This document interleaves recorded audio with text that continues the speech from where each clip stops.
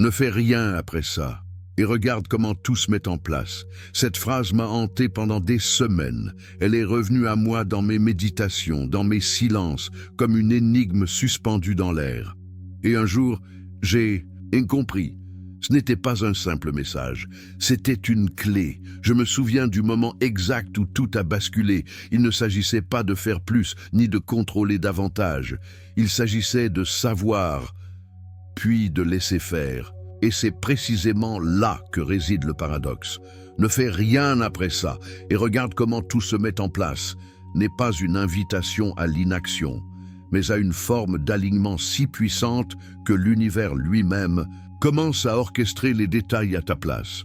Mais il faut comprendre le mécanisme, l'enchaînement exact. Chaque étape compte, chaque mot, chaque silence entre les idées. Ce que je vais te révéler dans cette vidéo suit une logique profonde, presque alchimique. Il ne suffit pas de connaître la phrase. Il faut l'intégrer, l'habiter et ensuite, seulement ensuite, ne rien faire. Et c'est à ce moment-là, précisément, que tout commence à bouger, quand le silence devient la force la plus puissante. Je me rappelle de cette journée comme si le temps s'était figé. J'avais formulé une intention claire, chargée de tout ce que je suis, de chaque cellule de mon corps. Mon cœur battait au rythme d'un désir intense, mais pur, et presque aussitôt après, mon esprit s'est tendu. L'ancien réflexe s'est réveillé. Il fallait que je fasse quelque chose, que je bouge, que je cherche, que je provoque. Mais quelque chose en moi m'a stoppé net. C'était comme une voix intérieure, douce mais ferme, qui disait « Non, pas cette fois, reste ». Alors j'ai fait exactement ça. Je suis resté dans ce rien apparent, ce vide inconfortable où l'on ne sait plus si l'on avance ou si l'on stagne. Pourtant, ce vide n'était pas vide. Il était plein. Plein d'un ordre invisible en train de s'installer. Mon mental, d'abord agité, s'est peu à peu apaisé. Mon corps a trouvé un autre rythme, plus lent, plus fluide. Et dans ce ralentissement, j'ai commencé à sentir. C'était imperceptible, mais je savais que quelque chose bougeait, à l'intérieur, comme si toutes mes cellules s'alignaient avec une fréquence nouvelle. Un champ magnétique se formait autour de moi, un champ cohérent. J'étais immobile. Mais dans cette immobilité, je devenais un point d'attraction. Je ne courais plus après quoi que ce soit. J'attirais, et puis l'inattendu. Le téléphone a sonné alors que je ne l'attendais pas. Une personne que je n'avais pas vue depuis longtemps, portant une information exactement liée à mon intention. Puis, une conversation entendue par hasard, dans un lieu que je n'avais pas prévu de fréquenter. Tout s'enchaînait avec une fluidité qui échappait à toute logique rationnelle. Je n'avais rien déclenché de visible, mais tout se mettait en place. C'est là que j'ai compris. Le silence n'est pas une absence d'action. C'est une action d'un autre ordre, une action vibratoire. Le silence devient alors un outil, une matrice dans laquelle l'univers peut déposer ses réponses. Plus je résistais à la tentation de contrôler, plus les choses s'ordonnaient autour de moi. C'était comme si l'univers attendait juste que je cesse d'interférer. Et ce silence, au lieu de me faire peur, est devenu mon refuge. J'ai découvert une puissance qui dépasse toutes les stratégies, toutes les listes de tâches, toutes les démarches volontaristes. Il ne s'agissait plus de faire, mais d'être. Être dans la bonne fréquence, être dans l'ouverture totale, être dans la confiance absolue. Et à partir de là, le reste s'est occupé de lui-même. Je n'ai plus jamais abordé l'intention de la même manière après ça, car maintenant je sais ce que je crée dans le silence en alignement total se manifeste bien plus vite que ce que je pourrais jamais construire à force d'efforts. Le vide n'est pas vide, c'est là que tout commence à se former. Et si l'univers ne répondait pas à nos désirs, mais à notre signature énergétique réelle? Que se passerait-il si ce que tu ressens pèse plus que ce que tu demandes? Et si ton alignement intérieur était la seule vraie demande que l'univers entend? L'état de cohérence intérieure avant toute manifestation. Il y a un moment précis où j'ai compris que l'univers ne répondait pas à ce que je veux, mais à ce que je suis. Cette prise de conscience m'a coupé le souffle. Je pouvais Passer des heures à visualiser, à formuler des intentions, à répéter des affirmations, mais tant que mes pensées étaient en désaccord avec mes émotions, rien ne bougeait. Ou pire, je manifestais l'inverse de ce que j'appelais ça dans la phrase. Ne fais rien après ça que n'est pas un geste. Ce n'est pas une parole, ce n'est même pas une intention mentale, c'est un état d'être. Une cohérence intérieure si parfaite que chaque fibre de mon être émet la même fréquence. Il n'y a plus de doute qui ronge, plus de contradiction sourde entre ce que je dis vouloir et ce que je ressens au fond de moi. Tout est aligné. Et c'est là que la magie commence. J'ai ressenti cet état pour la première fois dans un silence profond. J'étais assis, les yeux fermés, et j'ai simplement respiré. À chaque souffle, j'ai aligné mes pensées à mon cœur. J'ai laissé tomber les scénarios mentaux, les peurs anciennes, les attentes précipitées. Et à leur place, j'ai ressenti l'amour. Une gratitude calme, sans raison. Une certitude douce, comme si ce que je voulais était déjà là, invisible mais présent. Dans cet état, je n'avais plus besoin de demander. J'étais devenu l'expression vivante de ce que je souhaitais voir. Un champ magnétique émanait de moi, perceptible presque physiquement.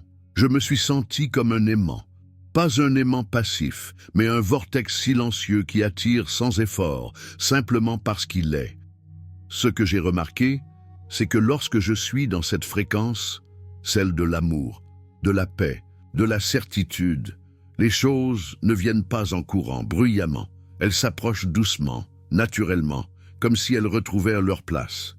Comme si tout ce qui m'était destiné me reconnaissait enfin, parce que j'avais cessé de me contredire intérieurement, et c'est là que la patience devient facile. Parce que dans cet état, je ne suis plus dans l'attente, je suis dans la réception. Je suis déjà en train de vivre ce que je désire, mais à un niveau subtil. Et je sais que le reste, l'extérieur, n'est qu'un effet secondaire. Il viendra, il n'a pas le choix, car l'univers ne répond pas à nos mots, il répond à notre fréquence. Cet état, je l'appelle ma demeure. J'y reviens chaque jour. Non pas pour obtenir quelque chose, mais pour me rappeler qui je suis quand je ne suis plus en guerre avec moi-même. C'est depuis ce lieu intérieur que je crée. Et c'est ce lieu qu'il faut atteindre avant de pouvoir dire avec vérité. Ne fais rien après ça, car une fois que je suis là, tout se met en place. Pourquoi l'inaction consciente n'est pas de la passivité? Il m'a fallu du temps pour comprendre que l'inaction consciente est l'une des formes les plus puissantes de maîtrise. Au début, je la confondais avec de la passivité. J'avais été conditionné à croire que pour obtenir quelque chose, il fallait bouger, insister, forcer, que l'immobilité était synonyme d'échec ou d'abandon. Pourtant, j'ai découvert que c'est dans cette inaction volontaire, choisie, lucide, que réside la véritable puissance créatrice. Ce n'est pas un refus d'agir, c'est un acte de foi. Quand j'ai planté une intention claire, alignée avec mon cœur et mon esprit, il y a une intelligence plus grande que moi qui commence à orchestrer les choses. Une intelligence invisible, silencieuse, mais précise. Et si je me précipite, si je me laisse happer par l'anxiété, je dérègle tout. Je retire la graine de la terre pour vérifier si elle germe. Et ce geste, apparemment anodin, ralentit tout.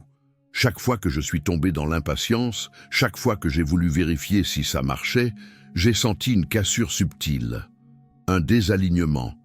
C'est comme si j'avais retiré ma confiance du processus, comme si je disais à l'univers « je doute de toi ». Et à ce moment-là, je cessais d'être un aimant. Je redevenais un chercheur inquiet, un esprit agité qui interfère plus qu'il n'aide. Mais quand je reste, volontairement, dans l'espace du non-agir, quelque chose de différent se passe. Mon mental se calme, mon cœur devient stable. Et, dans cette stabilité intérieure, je sens que tout continue de bouger, même sans moi. Les choses se réorganisent dans les coulisses. C'est imperceptible à l'œil nu, mais profondément tangible dans l'énergie. J'ai appris à reconnaître les signes. Pas des signes spectaculaires, mais des sensations fines. Un apaisement intérieur, une respiration plus fluide, une certitude sans fondement rationnel. Et à partir de là, Je sais que ma graine pousse. Je n'ai pas besoin de la surveiller. Je n'ai pas besoin de la forcer à grandir. Je me contente de l'arroser avec ma foi, avec mon calme, avec mon silence. Ce qui est fascinant, c'est que plus je pratique cette inaction consciente, plus les résultats extérieurs viennent avec fluidité, sans lutte, sans fatigue. C'est une forme de création organique, presque naturelle. Les choses viennent vers moi, pas parce que je les ai poursuivies, mais parce que je suis devenu leur point d'attraction. Alors aujourd'hui, quand je dis « ne fais rien après ça », ce n'est pas une invitation à l'oubli ou à l'indifférence, c'est une injonction sacrée. Fais confiance, ne touche pas au processus, laisse-le se déployer, et tu verras, tout se mettra en place, au moment exact, d'une façon que ton mental n'aurait jamais pu prévoir. Le piège du mental est l'illusion du contrôle. Le mental est une bête fascinante, brillant, rapide, toujours en mouvement. Il a été mon allié pendant des années, jusqu'à ce que je comprenne qu'il était aussi bien souvent mon pire saboteur. Son obsession pour les « et si » et pour les « comment vais-je y arriver » m'a enfermé dans une boucle constante de doute. Je croyais penser pour avancer, mais je pensais pour survivre. Et l'univers répondait fidèlement à ce mode de survie. Je m'étais imaginé que, au plus j'analysais, plus j'anticipais, plus je contrôlais chaque détail, plus j'étais maître de ma réalité. Quelle illusion puissante et dangereuse, car chaque pensée de doute, chaque tentative de vouloir tout comprendre, tout verrouiller, envoyait un message clair à l'univers. Je ne crois pas que ça viendra. Je n'ai pas confiance. Et alors, inévitablement, je créais des blocages, des retards, des complications. Ce que j'ai appris à faire, ce n'est pas à combattre mon mental. Le conflit ne fait qu'ajouter de la tension. J'ai appris à l'observer. Comme on observe un enfant agité qui cherche désespérément une réponse. Je ne le gronde pas. Je ne le rejette pas. Je le regarde avec compassion. Et ensuite, je choisis de revenir à moi, à mon cœur, à ce silence qui, lui, sait déjà. Dès que je sens l'emballement, je m'arrête. Je ferme les yeux, je respire, profondément, et dans cette respiration, je me rappelle, ce que je cherche à créer ne vient pas de mes pensées, mais de ma vibration. Alors, je ne force rien, je ressens. Je visualise brièvement, sans attachement, une image claire, une émotion douce, et puis je laisse partir, je ne retiens pas, je ne manipule pas. Revenir à cet espace vide est devenu mon rituel. Un vide qui n'est pas absence, mais promesse. Ce vide contient tous les possibles. Et c'est uniquement quand je me retire du besoin de contrôler que je peux le sentir vibrer. Quand mon esprit se tait, même brièvement, la fréquence s'élève. Et cette élévation, c'est le signal que l'univers attend. J'ai vu des résultats arriver précisément dans ces moments-là. Pas lorsque j'étais tendu à construire, à planifier, à répéter des stratégies mentales. Non, c'était après une profonde reddition, une acceptation pure, quand je ne cherchais plus à faire mais à être. C'est ce basculement qui a tout changé. Alors, aujourd'hui, je traite mon mental comme un invité. Il peut parler, il peut proposer, mais il ne dirige plus. Je l'écoute avec respect, puis je reviens au centre, à cette voix plus calme, plus profonde, qui ne pose pas de questions, parce qu'elle a déjà les réponses. Et c'est depuis cet espace-là que je choisis de créer. Et si les véritables confirmations ne venaient jamais de l'extérieur? Et si ce que tu ressens sans preuve valait plus que 1000 évidences visibles? Comment saurais-tu que tout arrive si tu n'écoutes pas ce qui bouge en toi? Les signes invisibles de l'alignement. Pendant longtemps, j'ai cherché des signes à l'extérieur de moi. Je les attendais comme des preuves, comme des garanties que mes intentions avaient été entendues. Une porte qui s'ouvre, un message inattendu, une coïncidence spectaculaire. Et bien que ces signes existent bel et bien, j'ai fini par comprendre qu'ils n'étaient jamais les premiers à apparaître. Les véritables signes, les plus authentiques, les plus puissants, sont invisibles. Ils ne se trouvent pas dans le monde, mais dans mon état intérieur. C'est un matin particulier où je me suis réveillé avec cette étrange sensation de paix, Rien n'avait changé à l'extérieur. Mon compte en banque était le même, mes projets étaient encore en gestation. Et pourtant, je sentais une légèreté nouvelle, une joie sans objet, une évidence silencieuse que tout allait bien, que tout était déjà en train d'arriver. Ce genre de ressenti ne vient pas d'une analyse mentale. Il émerge d'un endroit plus profond, une certitude sans preuve, une vibration stable, douce mais ferme, comme si quelque part dans l'invisible, un verrou venait de sauter, un courant venait de s'enclencher. Et je savais, sans avoir besoin de confirmation, que la manifestation était en route. Ce moment-là est sacré, parce que c'est le point de bascule. C'est là que tout se joue. Soit je fais confiance à ce que je ressens et je reste dans cette fréquence, soit je laisse mes vieux réflexes reprendre le dessus et je cherche frénétiquement une preuve tangible. Mais dès que je fais ça, dès que je quitte mon centre pour exiger une confirmation extérieure, je désaccorde le processus. J'ai appris à honorer ces sensations comme des signaux clairs. Une paix profonde qui s'installe en moi. C'est le premier message, une absence soudaine de peur, une joie discrète qui surgit sans raison apparente. Ce sont les voix muettes de l'univers qui me parlent. Et c'est à ce moment-là que je choisis de ne rien faire, de ne pas bousculer, de ne pas chercher, de ne pas précipiter. Je m'interdis d'agir sous l'impulsion de la peur ou de l'urgence, parce que ces émotions vibrent à une fréquence de manque. Et si je les laisse prendre le dessus, je me remets à émettre ce manque, ce doute. Alors je respire. Je reste dans ma paix. Je nourris cette certitude par ma simple présence et je regarde le monde, non plus comme une scène à corriger, mais comme un miroir qui commence lentement à refléter ce que je suis devenu à l'intérieur. Ces signes invisibles sont devenus ma boussole. Ils précèdent toujours le changement visible. Et depuis que je les reconnais, je n'ai plus besoin de courir après des preuves. Je sais que si je change, le monde changera. Inévitablement. La magie des synchronicités, quand on laisse faire. Il y a quelque chose de presque troublant dans les synchronicités. Elles arrivent comme des murmures dans le vacarme de la vie, silencieuses, précises, impeccables. La première fois que j'en ai perçu une consciemment, j'ai senti un frisson me parcourir l'échine. Ce n'était pas une coïncidence. C'était un message, un clin d'œil cosmique. Et surtout, c'était une réponse. Je n'avais rien fait de spécial. Rien, sauf une chose. J'avais posé une intention claire. Je m'étais aligné intérieurement. Puis j'avais relâché. J'avais cessé de courir après le résultat. Et c'est dans cette absence d'agitation que le premier signal est apparu.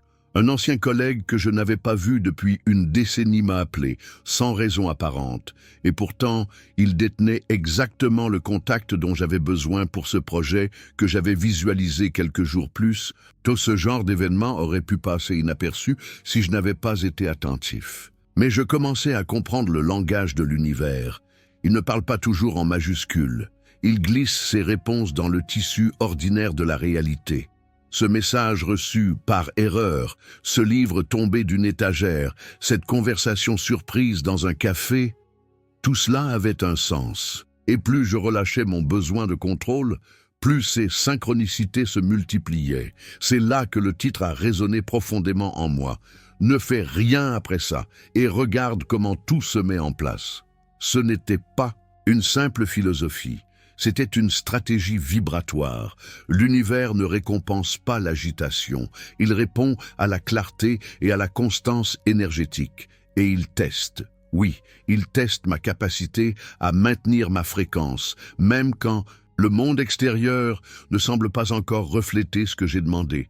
Parce qu'il y a un laps de temps entre le moment où je m'aligne et celui où la réalité se reconfigure. Et ce temps-là, ce vide entre l'intention et la matérialisation, est un passage sacré. C'est là que beaucoup chutent.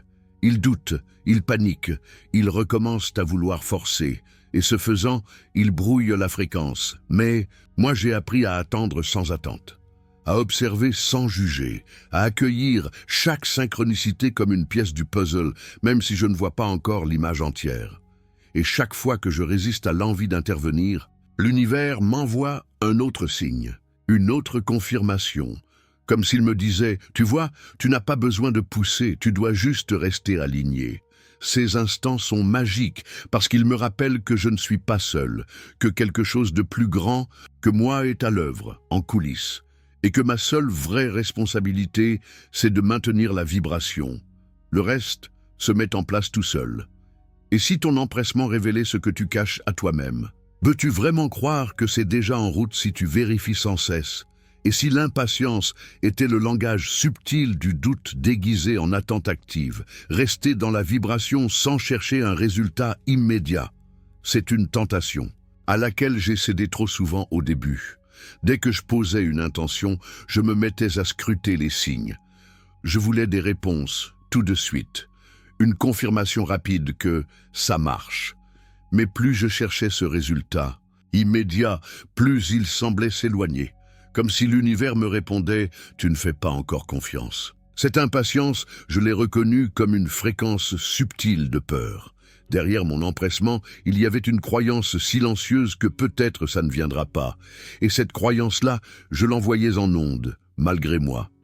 J'avais beau affirmer le contraire, ma vibration disait « Je doute, je surveille, je n'ai pas lâché ».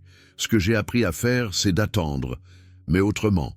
Pas dans l'agitation, pas dans l'attente crispée, mais dans la pleine conscience. Attendre en conscience, c'est continuer à vibrer comme si ce que j'ai demandé était déjà en mouvement, comme si la commande était passée, confirmée et en cours de livraison.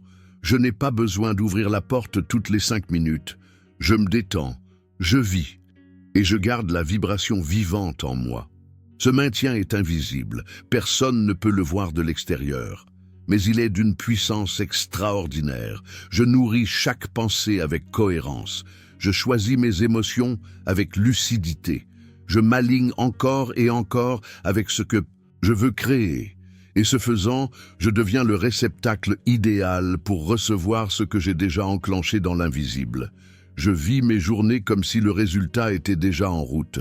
Je parle comme si c'était en train d'arriver. Je prends mes décisions comme si je savais que tout est déjà en train de se mettre en place.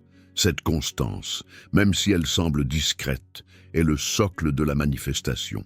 Car elle crée un champ de stabilité, une plateforme où l'univers peut déposer la réponse. Et parfois, sans crier gare, la réalité se transforme. Une rencontre se fait, une idée surgit, un obstacle disparaît. Et je sais que ce n'est pas un hasard. Ce n'est pas une coïncidence, c'est la conséquence naturelle d'un alignement que j'ai maintenu sans le polluer par l'impatience. Ce que je vis aujourd'hui n'est jamais le fruit d'une action précipitée. C'est le résultat d'une vibration que j'ai portée avec soin, jour après jour, sans attendre, mais en sachant, sans douter, mais en ressentant. Et c'est ce savoir silencieux, cette foi vibratoire, qui finit toujours par déplacer le monde, le moment où tout devient évident. Il y a toujours un moment, subtil mais implacable, où tout prend sens. Ce n'est pas toujours spectaculaire. Ce n'est pas toujours un grand événement ou une annonce retentissante. Parfois, c'est une simple prise de conscience, un regard en arrière. Et là, je vois. Je réalise que tout s'est mis en place, que chaque pièce a trouvé sa juste position et que tout ce qui me semblait autrefois incertain, flou ou chaotique obéissait en réalité à une intelligence plus vaste que la mienne. Je me souviens d'un matin particulier. Rien, en apparence, n'était différent. Et pourtant, en regardant ma vie, en observant les derniers jours, les dernières semaines, j'ai vu les décisions qui avaient été prises, les personnes qui étaient arrivées au bon moment, les opportunités que je n'avais pas provoquées, mais qui s'étaient présentées, presque comme une réponse à une question que j'avais oubliée. Tout était là, en place, exactement comme je l'avais ressenti, dans les profondeurs du silence. Et ce qui m'a bouleversé, ce n'était pas seulement la réalisation de cette perfection orchestrée. C'était de comprendre que je n'avais pas eu besoin de courir, de forcer, de lutter. J'avais simplement laissé faire. J'avais respecté l'espace entre l'intention et la matérialisation. J'étais resté fidèle à la fréquence. J'avais maintenu l'état intérieur, même quand l'extérieur ne montrait encore rien. C'est là que cette phrase a ressurgi, comme un écho sacré. Ne fais rien après ça. Et regarde comment tout se met en place. Elle n'avait plus seulement la force d'un conseil, elle était devenue un mantra vivant, une révélation intérieure. Elle ne m'avait pas seulement accompagné, elle m'avait façonné.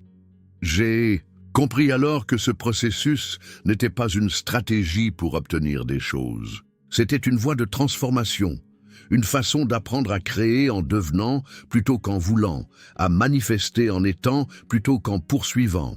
Et ce que j'ai gagné au bout de ce chemin, bien plus que le résultat obtenu, c'est l'état que j'ai atteint. Une version de moi plus calme, plus ouverte, plus alignée. Depuis, je n'ai plus peur du silence. Je n'ai plus peur de l'invisible.